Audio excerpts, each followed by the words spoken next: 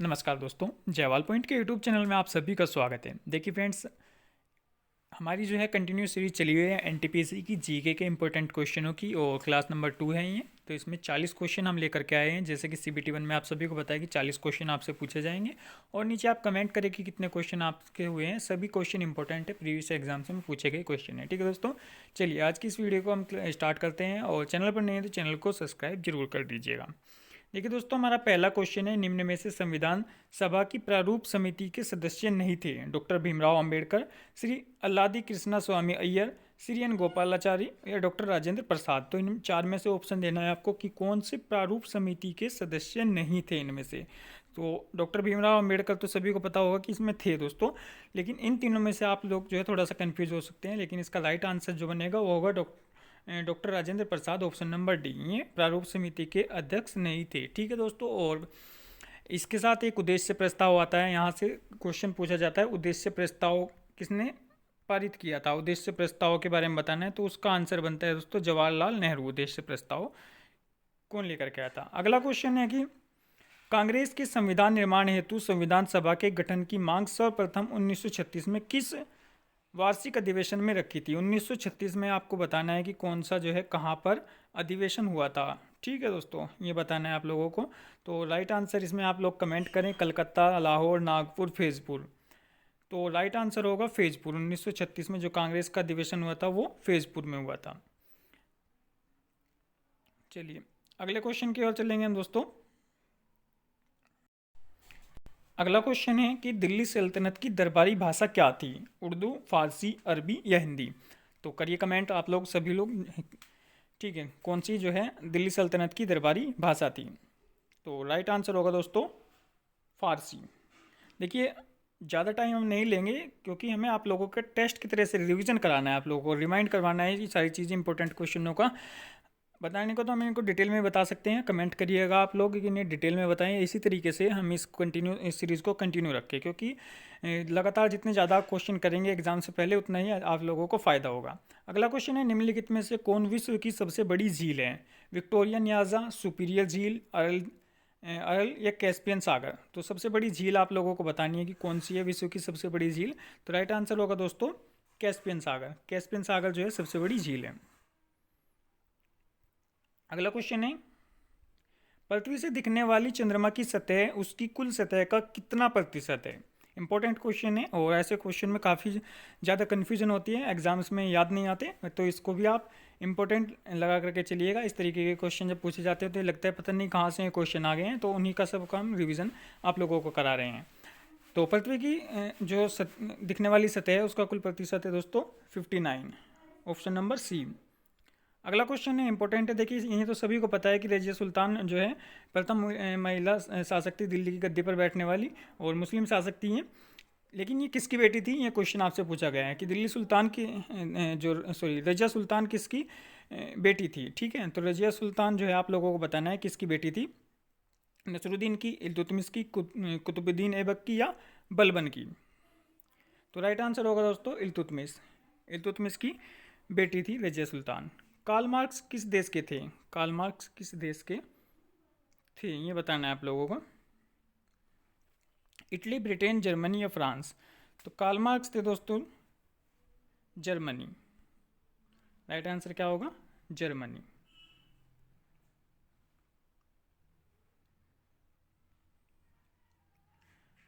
अगला क्वेश्चन है, Bharat Thailand highway किस देश से होकर गुजरता है? भारत थाईलैंड हाईवे बताना है किस देश से होकर के गुजरता है। बांग्लादेश से, वियतनाम से, म्यांमार से, इनमें से कोई नहीं। तो राइट आंसर हो जाएगा दोस्तों आप लोगों का इसका म्यांमार। भारत और थाईलैंड हाईवे म्यांमार से होकर के गुजरता है। अगला क्वेश्चन भी इंपॉर्टेंट क्वेश्चन है। देखिए कि निम्नलिखित में से किसे प्रकृति का सुरक्षा वाल्व कहा जाता है?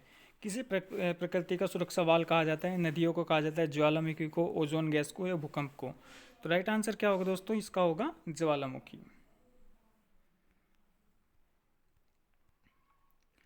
अगला क्वेश्चन है, पृथ्वी का उपग्रह कौन सा है? इनके बारे में भी आपको लिखना है कि जैसे टाइटन है बृहस्पति का सबसे बड़ा जो है ग्रह है, डिमोस है, फिर इसके बाद लाइपेट्स है, चंद्रमा है, कौन किसका ग्रह है, ये सारे आपको डिटेल में कमेंट में करके लिखना है। ठीक है दोस्तों, कि टाइटन किसका ग्रह है, डिमोस किसका है, और आपका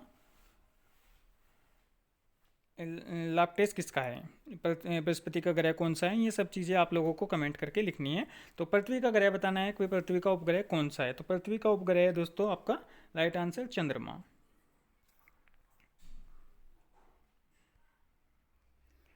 चलिए अगला क्वेश्चन है, इंपॉर्टेंट क्वेश्चन है, आगरा नगर की स्थापना किसके द्वारा की गई थी। आगरा नगर की स्थापना बतानी है किसके द्वारा की गई थी। सिकंदर लोधी के द्वारा, अलाउद्दीन खिलजी के द्वारा, मोहम्मद बिन तुगलक के द्वारा, फिरोज शाह तुगलक के द्वारा। आगरा नगर की स्थापना किसके द्वारा की गई थी दोस्तों। तो राइट आंसर होगा इसमें सिकंदर लोधी। सिकंदर लोधी के द्वारा आगरा की स्थापना की गई थी। अगला क्वेश्चन है, भारत में किस खाद्य फसल का उत्पादन सबसे अधिक होता है। चावल, ज्वार, गेहूं या मक्का। तो भारत में सबसे ज़्यादा जो फसल का उत्पादन होता है वो कौन सी फसल है दोस्तों, वो है आपकी चावल। अगला क्वेश्चन है, भारत में अंग्रेजों के समय में प्रथम जनगणना किसके कार्यकाल में हुई। Lord Ripon, Lord Mayo, Lord Lytton या लॉर्ड डफरिन। तो दोस्तों राइट आंसर होगा इसका Lord Ripon, sorry Lord Mayo. Lord Ripon का जो था वो स्टार्टिंग हुई थी 1881 में, वो था लॉर्ड रिपन जिसने रिपन काटा था सबसे पहले। और लॉर्ड डफरिन के समय में हुई थी कांग्रेस की स्थापना। तो ये 1881 में जो है 1872 में हुई थी सबसे पहले लॉर्ड मेयो के द्वारा। चलिए अगला क्वेश्चन है, क्वेश्चन नंबर 13, टिहरी जल विद्युत परिसर किस राज्य में स्थित है। टिहरी बांध जो है किस राज्य में स्थित है। टिहरी से संबंधित अगर प्रश्न आपसे पूछा जाए टिहरी कहाँ पर है, सिक्किम में, हिमाचल प्रदेश में, उत्तर प्रदेश में या उत्तराखंड में। तो राइट आंसर आप लोगों का क्या होने वाला है दोस्तों, उत्तराखंड। टिहरी जो है उत्तराखंड में। अगला क्वेश्चन है, विश्व का सबसे ऊंचा जलप्रपात कौन सा है। विश्व का सबसे ऊंचा जलप्रपात आपको बताना है, नियाग्रा, एंजिल, स्टेनली या बोयोम। तो राइट आंसर क्या हो जाएगा दोस्तों, राइट आंसर हो जाएगा एंजिल। अगला क्वेश्चन है, रात्रि में आकाश में चमकने वाले पिंडों को क्या कहा जाता है। रात्रि में आकाश में, यहाँ रात्रि में कर लिए इसमें, ठीक है, कोई थोड़ी बहुत हो जाती है टाइपिंग में एरर हो जाती है, कोई नहीं दोस्तों। टाइपिंग आकाश में रात्रि में आकाश में चमकने वाले पिंडों को क्या कहा जाता है। तो रात्रि में जो आकाश में चमकने वाले पिंडों को एस्ट्रॉइड कहा जाता है, तारामंडल कहा जाता है, उल्का पिंड कहा जाता है, खगोलीय पिंड कहा जाता है। तो राइट आंसर हो जाएगा खगोलीय पिंड। अगला क्वेश्चन है, भारत में प्रथम रेलवे लाइन का निर्माण किन दो नगरों के बीच हुआ था। यानी कि सबसे पहले ट्रेन जो है किन दो शहरों के बीच में चली थी और किसके द्वारा चलाई गई थी, कौन से सन में चलाई गई थी, सारा कुछ आप लोगों को कमेंट में बताना है, कमेंट करते रहिएगा। भारत में प्रथम रेलवे लाइन जो चलाई गई थी दोस्तों मुंबई से ठाणे, और किसके कार्यकाल में, डलहौजी के, लॉर्ड डलहौजी के कार्यकाल में, और 1853 में आपको याद रखना है सबसे पहले जो है ट्रेन चलाई गई थी। अगला क्वेश्चन है, क्वेश्चन नंबर 17,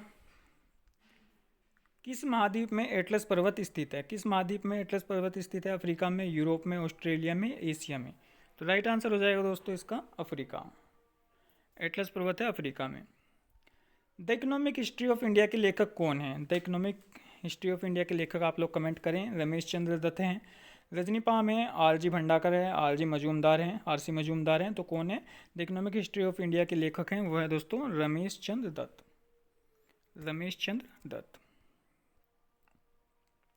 कौन सा देश सबसे अधिक द्वीप समूह से मिलकर के बना है। Indonesia, Japan, Philippines, Papua New Guinea. तो कौन सा देश है जो सबसे अधिक द्वीपों से मिलकर के बना है, तो वो है दोस्तों आपका इंडोनेशिया। अगला क्वेश्चन है, रेगिस्तानों में बादल बरसते नहीं क्योंकि।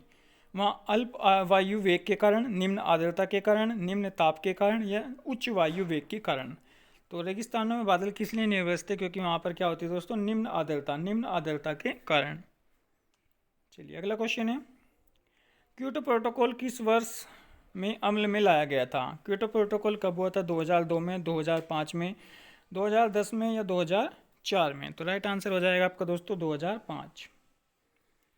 देखिए जनगणना से फिर दोबारा से क्वेश्चन आ गया, भारत में पहली बार जनगणना कब हुई थी। तो पहली बार जो जनगणना हुई थी 1882 में हुई थी, 72 में हुई थी, 81 में हुई थी या 61 में हुई थी। दोस्तों देखिए वैसे तो सबसे पहले 1872 में हुई थी, लेकिन वो रेगुलर बेस पर नहीं थी। फिर दोबारा से ये 1872 में करवाई थी लॉर्ड मेयो ने, और 1881 में हुई थी, फिर रेगुलर तरीके से होने लगी थी। तो 1881 में हुई थी, लॉर्ड रिपन के द्वारा हुई थी। और हर 10 साल में जनगणना कराई जाती है, हर 10 साल में। लास्ट वाली अभी 2011 में हुई थी, उसके बाद नहीं हुई। तो उसी का डाटा हम पढ़ते हैं 2011 वाली का ही जो भी अभी तक। निम्नलिखित में से कौन सी विश्व की सबसे बड़ी झील है? इस क्वेश्चन का आंसर आप लोगों को बताना है कि विश्व में सबसे बड़ी कौन सी झील है। विक्टोरिया न्याजा, सुपीरियर झील, अरल झील, कैस्पियन सागर। ये क्वेश्चन शायद हमने पहले भी पढ़ लिया दोस्तों। ये क्वेश्चन, इसका आंसर था ऑप्शन नंबर डी, कैस्पियन सागर। अगला क्वेश्चन है, निम्नलिखित में से कौन सा विश्व का सबसे ऊंचा ज्वालामुखी पर्वत है? इंपॉर्टेंट क्वेश्चन है। सबसे ऊंचा ज्वालामुखी पर्वत कौन सा है? माउंट ताल है, mount Cotopaxi, mount Kilimanjaro, mount Pinatubo. तो कौन सा सबसे ऊंचा ज्वालामुखी है? तो राइट आंसर हो जाएगा दोस्तों mount Cotopaxi. Mount Cotopaxi option number 20 का राइट आंसर हो जाएगा। स्टेनली जलप्रपात किस नदी से संबंधित है? स्टेनली जलप्रपात बताना है किस नदी से संबंधित है। कोरोनी, कांगो, नील नदी, अमेजन। तो स्टेनली जलप्रपात किस राइट आंसर हो जाएगा दोस्तों? कांगो नदी। लोधी वंश का अंतिम शासक कौन था? इंपोर्टेंट क्वेश्चन है, आप सभी को पता ही होगा। सिकंदर लोधी था, बहलोल लोधी था, इब्राहिम लोधी था। तो अंतिम शासक था दोस्तों लोधी वंश का इब्राहिम लोधी। और इब्राहिम लोधी और किसका युद्ध किसके साथ हुआ था? 1526 में पानीपत का प्रथम युद्ध।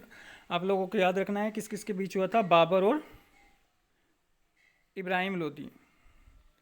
इब्राहिम लोधी को हरा करके ही बाबर ने भारत में शुरुआत की थी, अपने मुगल साम्राज्य की स्थापित किया था। इब्राहिम लोधी को हरा करके 1526 में होता। और पानीपत का प्रथम युद्ध था। पानीपत का द्वितीय युद्ध आप लोगों को कमेंट करना है किसके बीच हुआ था, कब हुआ था। पानीपत तृतीय का युद्ध भी आप लोगों को कमेंट करना है किसके बीच कब हुआ था। अगला क्वेश्चन है, निम्नलिखित में से विश्व की सबसे मीठी झील कौन सी है? मीठे पानी की झील बतानी है आप लोगों को कौन सी है। इसमें मिशिगन है, बेकाल है, सुपीरियर है, विक्टोरिया है। तो मीठे पानी की झील है दोस्तों इसमें आप लोगों की सुपीरियर झील। सुपीरियर झील जो है विश्व की मीठे पानी की झील है। भारत तथा चीन के बीच सीमा रेखा बनाने वाली रेखा को क्या कहते हैं? भारत और चीन के बीच की रेखा क्या कही जाती है? ड्रोन रेखा कही जाती है, आपकी मैकमोहन रेखा कही जाती है, रेड क्लिफ कही जाती है, स्ट्रेटफोर्ड रेखा कही जाती है। तो इंपॉर्टेंट क्वेश्चन है, इसका आंसर बताइएगा आप लोग, कमेंट करिएगा कि भारत और चीन के बीच की रेखा को क्या कहा जाता है। तो वो कहा जाता है दोस्तों मैकमोहन रेखा। मैकमोहन रेखा, रेड क्लिफ, ड्रोन रेखा, ये सब का आप लोग कमेंट करें नीचे। यूरेनस की खोज किसने की थी? यूरेनस की खोज किसने की थी दोस्तों? कोपरनिकस ने, गैलीलियो ने, हर्सेल ने या केपलर ने? केपलर ने जो है ग्रह की गति के नियम दिए थे। केपलर तो नहीं है इसका आंसर। आपका जो है आंसर है इसका राइट क्या है? हर्सेल है दोस्तों। यूरेनस की खोज किसने की थी? हर्सेल ने। किस ज्वालामुखी में अक्सर उजागर होती रहती है? इसका आंसर देना है शांत ज्वालामुखी, मृत ज्वालामुखी, प्रक्षुब्ध ज्वालामुखी या जागृत ज्वालामुखी। तो किस ज्वालामुखी में अक्सर उजागर होती रहती है दोस्तों? ये राइट आंसर है आपका जागृत ज्वालामुखी। अगला क्वेश्चन है, गिर केसर को भौगोलिक विशिष्ट पहचान दी गई है किसकी प्रजाति है? गिर केसर जो है, गिर केसर के अंदर कौन से आएंगे आपके? सेब आएगा, आम आएगा, मिर्च आएगा या केसर आएगा? तो गिर केसर के अंदर आएगा आप लोगों का ये आम, राइट आंसर हो जाएगा। अगले क्वेश्चन पे चलते हैं कि किस देश के किस केंद्र शासित प्रदेश का क्षेत्रफल सबसे अधिक है? केंद्र शासित में बताना है आपको क्षेत्रफल, ठीक है। क्षेत्रफल बताना है सबसे अधिक किसका है। जनसंख्या का भी आप कमेंट करेंगे कि सबसे ज़्यादा किस केंद्र शासित की जनसंख्या है। दिल्ली, अंडमान निकोबार द्वीप समूह, दादर नागर हवेली या चंडीगढ़? तो क्षेत्रफल के मामले में आ जाएगा दोस्तों सबसे अधिक अंडमान निकोबार द्वीप समूह। अगला क्वेश्चन है, भारत के किस राज्य अथवा केंद्र शासित प्रदेश में मैंग्रोव वन का प्रतिशत सर्वाधिक है? तो मैंग्रोव वन कहाँ है दोस्तों, ये आपको बताना है। मैंग्रोव वन कहाँ है? उड़ीसा में है, अंडमान निकोबार में है, पश्चिम बंगाल में है, गुजरात में है। तो मैंग्रोव वन आप लोगों के पश्चिम बंगाल। और मैंग्रोव वन कहाँ पाए जाते हैं? जहाँ पर दोस्तों है सुंदरवन का डेल्टा। यहाँ पर सुंदरवन के डेल्टा में जो है मैंग्रोव वन पाए जाते हैं, सुंदरवन डेल्टा में। तो सुंदरवन का डेल्टा जो है आप लोगों की कौन सी नदी? गंगा और ब्रह्मपुत्र नदी मिलकर के सुंदरवन का डेल्टा बनाती है। और यहाँ पर मैंग्रोव वन है और ये पश्चिम बंगाल के अंदर है। अगला क्वेश्चन है, भारत के कितने राज्यों की सीमा भूटान से लगती है? इंपॉर्टेंट क्वेश्चन है और काफ़ी कन्फ्यूजिंग हो जाते हैं इस क्वेश्चन में। 2, 3, 4, 5 कितने राज्यों की सीमा भूटान से लगती है? तो राइट आंसर क्या होगा दोस्तों? इसका राइट आंसर हो जाएगा ऑप्शन नंबर 4। कौन कौन से हैं वो आप लोगों को कमेंट में बताना है कि कौन कौन से राज्य में 4 राज्य हैं। उन चारों राज्यों के नाम आप यहाँ पर लिखेंगे। जिस भी तरीके से आपने याद किया हुआ है, ट्रिक से याद किया है, जैसे भी किया हुआ है, उनको आप कमेंट करेंगे। क्योंकि लिखने से ही दोस्तों आपको, आप लिखेंगे, सर्च करेंगे और फिर आप देखेंगे, तभी आप लोगों को जो है यहाँ से क्वेश्चन याद होंगे। इसी वजह से मैं कहता हूँ कि लिखें आप कमेंट में ज़्यादा से ज़्यादा। आपको ही मैं ज़्यादा मौका देता हूँ, क्योंकि आपको अगर आप देखेंगे, आप सोचेंगे, आपके दिमाग में आएगा, आप सर्च करेंगे या जिस भी तरीके से, तो आप लोगों को और ज़्यादा रिपीटेड होंगे क्वेश्चन। अब चार, ठीक है। फिर आप इसके साथ क्वेश्चन देख सकते हैं, चीन की भी देख सकते हैं, पाकिस्तान की भी देख सकते हैं आप लोग, म्यांमार से कौन से देश लगते हैं, तो वो सब आप पढ़ेंगे फिर इस क्वेश्चन से। नीसी जनजाति उत्तर पूर्वी भारत के किस राज्य में निवास करती है? मेघालय में, अरुणाचल प्रदेश में, नागालैंड में या मणिपुर में? ठीक है दोस्तों, तो नीसी जनजाति है उत्तर पूर्वी भारत की, किस राज्य में? वो है अरुणाचल प्रदेश। अगला क्वेश्चन है, सम्राट अकबर ने निम्नलिखित में से किस महल का निर्माण फतेहपुर सीकरी में करवाया था? मोती महल, हीरा महल, पंचमहल या रंग महल? तो अकबर ने जो है किस महल में किस महल का निर्माण करवाया था फतेहपुर सीकरी में? तो राइट आंसर हो जाएगा दोस्तों पंचमहल। पंचमहल का निर्माण करवाया था। कुतुब मीनार के पास स्थित लौह स्तंभ किस राजा ने बनवाया था? रामगुप्त, स्कंदगुप्त, समुद्रगुप्त या चंद्रगुप्त द्वितीय? इसका आंसर आप लोग करेंगे कि कुतुब मीनार के पास स्थित लौह स्तंभ किस राजा ने बनवाया था दोस्तों? तो राइट आंसर क्या हो जाएगा आप लोगों का? चंद्रगुप्त द्वितीय। चलिए,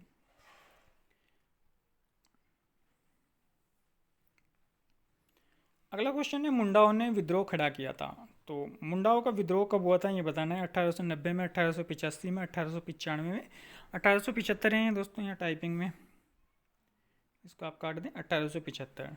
ठीक है, तो मुंडाओं का विद्रोह कब हुआ था? ये आप लोगों को हुआ था 1895 में। ठीक है, 1895 में मुंडाओं का विद्रोह हुआ था। अगला क्वेश्चन है, निम्नलिखित मुगल शासकों में से किसे प्रिंस ऑफ बिल्डर्स के नाम से जाना जाता है? प्रिंस ऑफ बिल्डर के नाम से किसे जाना जाता है? जहांगीर को, शाहजहां को, बाबर को या अकबर को? इंपॉर्टेंट क्वेश्चन है और ऐसे ही क्वेश्चन एग्जाम्स में आते हैं। फिर ये लगता है कि पता नहीं क्वेश्चन कहाँ से आ गए, इसी वजह से रिपीटेड क्वेश्चन है। मैं रिपीटेड क्वेश्चन की सीरीज़ आप लोगों के लिए चलाई है, इन्हें देखिए, ज़्यादा से ज़्यादा शेयर करिएगा वीडियो को अच्छे लगे तो। ठीक है दोस्तों, तो राइट आंसर होगा प्रिंस ऑफ बिल्डर्स के नाम से जो पुकारा जाता है शाहजहां को। किसको? शाहजहां को। अगला क्वेश्चन है, पहली सहायक संधि कौन सी थी? देखिए, इसमें काफ़ी लोग गलती करेंगे। पहली सहायक संधि कौन सी थी, इसका ध्यान से आप लोगों को आंसर देना है। तो पहली सहायक संधि कौन सी थी? देखिए, होमवर्क के लिए मैं आप लोगों को लगातार ये जो चीज़ें हैं इनको आप सर्च करके लिखें कमेंट में, और बताएं आप लोग कितने क्वेश्चन आपके सही हुए हैं। जितने मैं बोलता हूँ कि ये आप लोग कमेंट करें, तो इनको आप पढ़ करके, देख करके कमेंट करें। ज़्यादा से ज़्यादा कमेंट करने से ही आप लोगों की चीज़ें याद होंगी। ठीक है दोस्तों, तो इसका राइट आंसर क्या होगा आप लोगों का? पहली सहायक संधि कौन सी थी? निज़ाम। बाकी आप लोगों को बताना है कि सेशन कैसा लगा आप लोगों को, और किस तरीके की वीडियोस आप लोगों के लिए लाएं हम, ताकि जो और बेहतर कर सकें जीके में। 40 क्वेश्चनों की हमने सीरीज़ चलाई हुई है, सारे क्वेश्चन हम लगातार, और मैराथन सीरीज़ भी हम आप लोगों के लिए लेकर के आते रहेंगे। ठीक है दोस्तों, तो आज की वीडियो में इतना ही था। अगर आपको सेशन अच्छा लगा है तो चैनल को लाइक, शेयर, सब्सक्राइब जरूर कर दीजिएगा। धन्यवाद दोस्तों।